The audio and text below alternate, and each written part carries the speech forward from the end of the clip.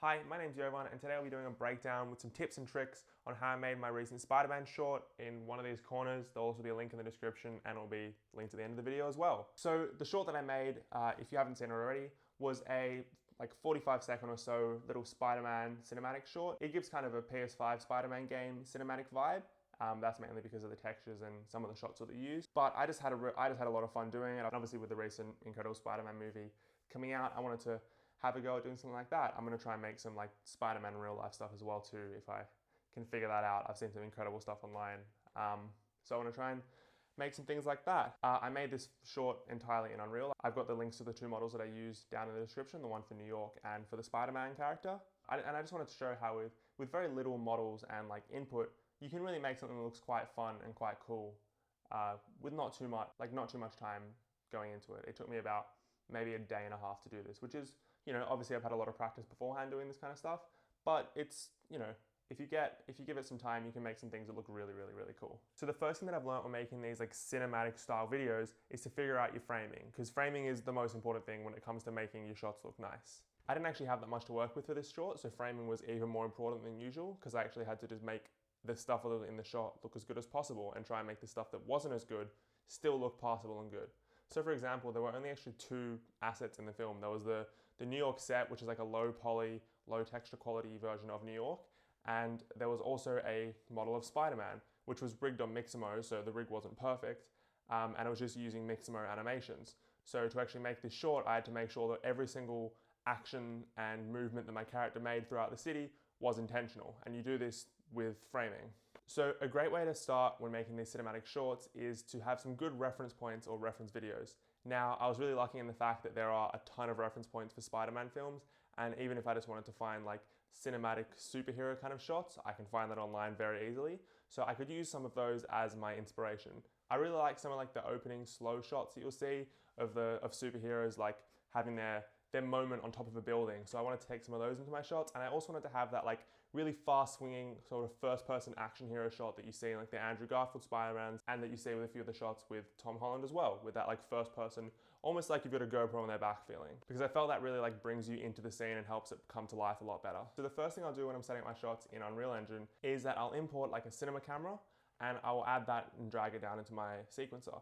Then I'll select it and go to the details tab on the right hand side of the screen, and I'll go down to film back, and here I'll change the sensor size to have a more wide frame aesthetic. So the one that I use isn't actually by any means perfect, it just looks good. So don't do this if you're doing it for professional shoots, but I just wanted to have a bit of fun with this, so it works for me. So I made the sensor size 35mm by 14mm, and later on when I have my actual export render settings, I'll make the output either 1920 by 813, which is 2.35 aspect ratio, which is a nice like widescreen cinematic shot. Or I will have it at 1920 by 803, which is an even wider screen of 2.39. The other important camera settings that I like to adjust are obviously the focal length and also just the aperture and the focal distance of my camera. So these can be changed in the details tab, but they're also just those three settings are in the sequencer. So on your left-hand side, when you've dragged your sequencer down, the focal length, the aperture, and your focal distance are all there automatically. Now, the next thing I do when I'm creating these shorts is I like to add a dirt mask. So this helps add like a level of realism, because when light comes through, it makes it seem like there's actually like a real lens in your scene, because it shows those little imperfections on the camera. Now, on the Unreal Engine docs, which I've left a link to in the description, there's a great dirt mask which you can just download. It's at the bottom of the page there. And to import it into your scene, you just have to go to your details tab of your camera, type in dirt mask in that little search bar, and then just drag and drop that PNG dirt mask texture that you've downloaded onto the dirt mask section in that details tab. And then you can just up and down the intensity as you please to try and get a bit more of a dirt mask or a little bit less. It doesn't always come through. It works really well when the light does shine through the camera.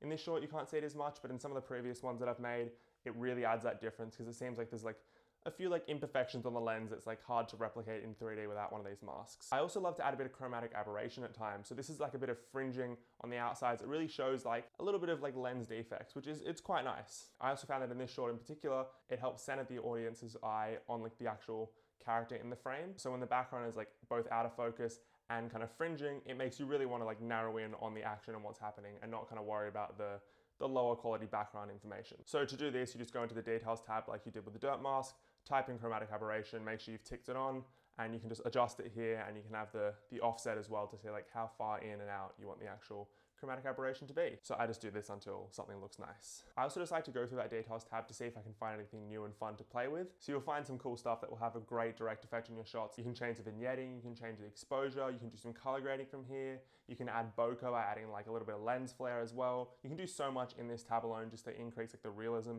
of your camera.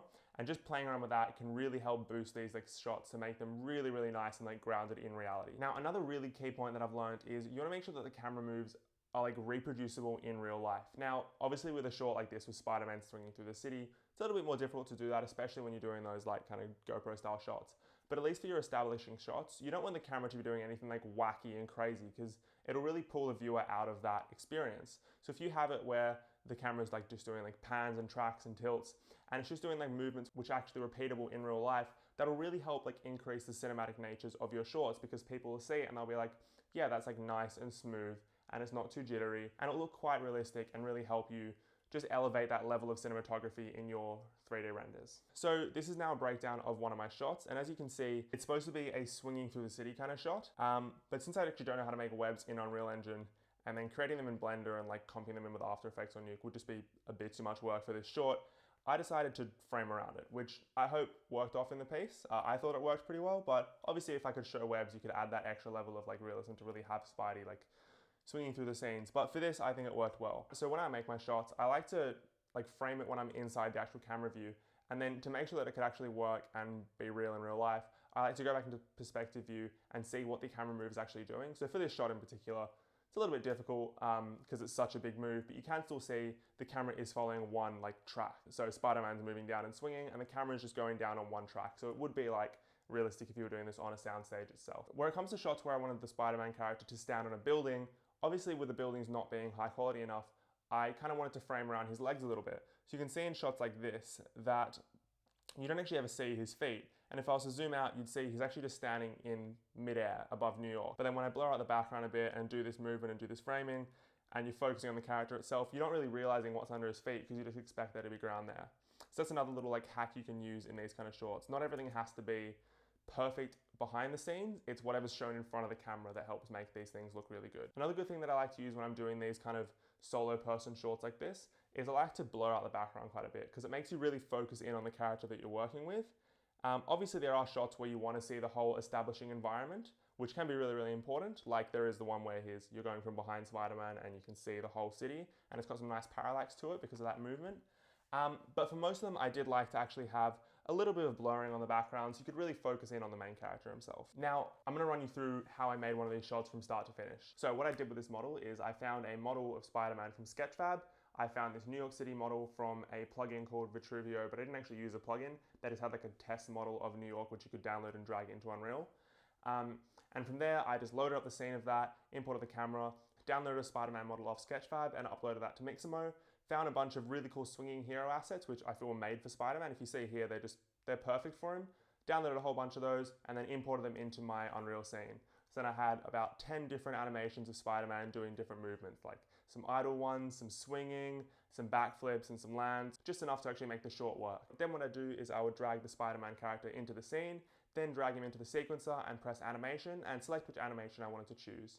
I would then frame up the character just roughly around him, play out the animation, see how this goes, and I'd try and make sure that with my framing, I'd make sure that as little amount of imperfections would be in the frame as possible. Essentially, I wanted to make sure that if something looked shit, I'd just move everything over to the right, for example.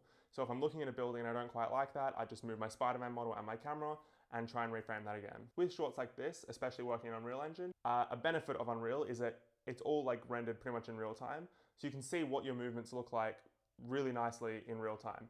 So unlike other programs like Blender and Maya, which they do have like Eevee or, you know, some like material preview settings, in Unreal, everything runs smoothly and you can play through and adjust your scenes like just, yeah, straight away in front of you, which is really, really helpful. That also allows you to make heaps of versions of different shots. So I had like 15 versions of a shot before I found one that I liked, and then I'd bring that into DaVinci Resolve, do a bit of color grading, and then see how that works with the other shots that I've made and figure out how that cuts together.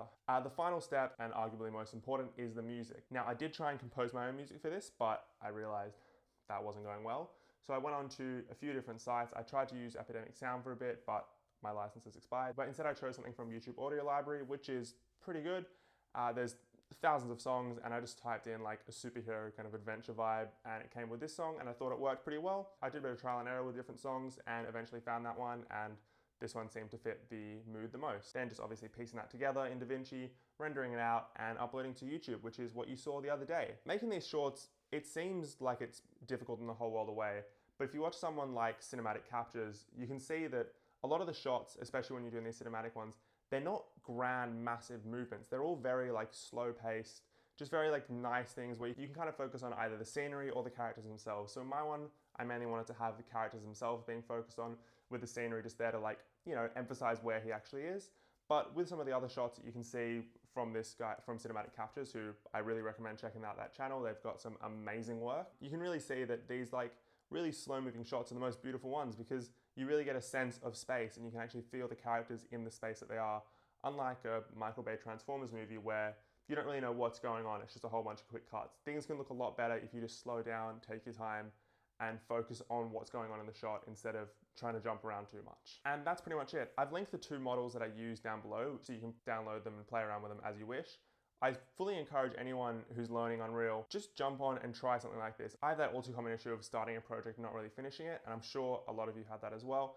It is really difficult to sometimes, want to make something. You see something beautiful online and you want to recreate that, but honestly, it's just like a whole bunch of trial and error. There's obviously bits in this short that I would have changed and fixed, but I enjoyed doing it. I was happy doing it, and I thought it'd be a fun thing to put out. And I thought this video would be a fun little breakdown just to kind of, lower that stigma for that, barrier to entry that people see when they see these videos. Because yes, there is obviously a barrier to entry when you want to make these shorts, but if you just give it a go, it sounds cliche, but if you just give it a go, try a few different things and see how that looks in an edit, you might find something you really like. And if not, that's a learning experience as well, and you can try something new next time. I think Unreal is one of the best tools you can use for making these kind of fun little cinematic shorts because it's just so quick and easy to use. Obviously, to start, it can be a little bit difficult, but if you just have the models beforehand instead of having to do any modeling in any other softwares, you can really just focus on actually the framing and making the camera work look really, really nice.